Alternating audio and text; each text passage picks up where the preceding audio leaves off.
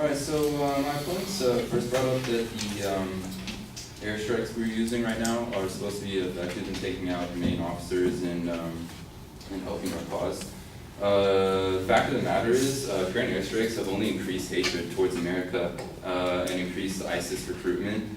According to General Javed Muhammad Bukhari, General Officer commanding in the Swat Valley of the Iraq Zone, where most of these drone attacks are happening, he was interviewed by Vice News reporter Sharish Aliyev, which is actually founder of Vice News. He stated that the drones unfortunately have been of no help in any way towards efforts in Pakistan by government, by army, even by common citizens. It has been very counterproductive.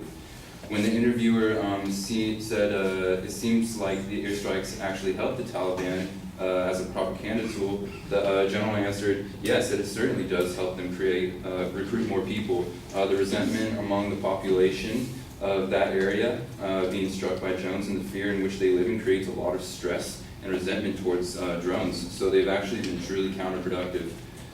These Vice News reporters continue to a school called Madrasa University, which is actually a university which has birthed a lot of Muslim extremists, the spiritual leader, the leader of their basically their religion, I guess you could say, and they actually interviewed one of these madrasa students who was attending the school.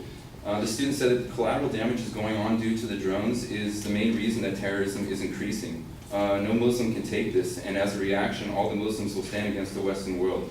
The interviewer then asked about the children attending the schools, and the student said that if this young boy, if the father of this young boy, pointing to a kid next to him, is targeted by collateral damages of a drone attack in the future, he will become a suicide bomber. And he literally states this.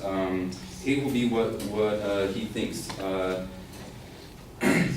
Hate will be created in the minds of these children, and when the children is left alone, what will he think? Who's the killer of my father, my brother, my sons? So automatically in the future they will be, they'll have great hatred towards the U.S. and against the Western world.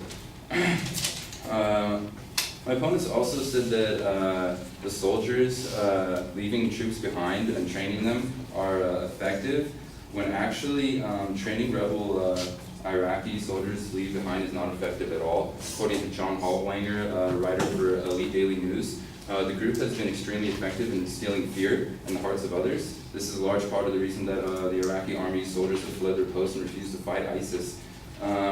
Goes on by continuing that panic swept through the military bases, soldiers' cell phones sounded off. This is him telling a story of when Mosul was actually captured by these ISIS militants. Basically, the message arrived on June 10th, 2014, and the soldiers belonged to an infantry division, which was the first line of defense against, if Mosul fell, towards Baghdad, towards an ISIS push towards Baghdad.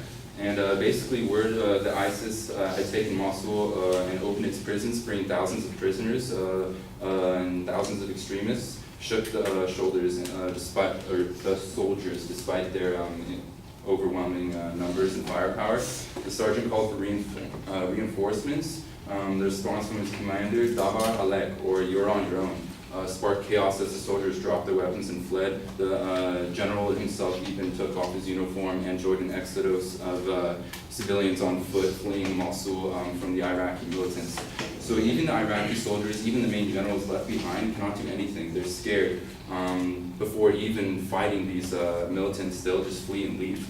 I mean, you have to think they're way more of a threat. Way more of a threat personally there than someone who is fighting at the U.S. military back here.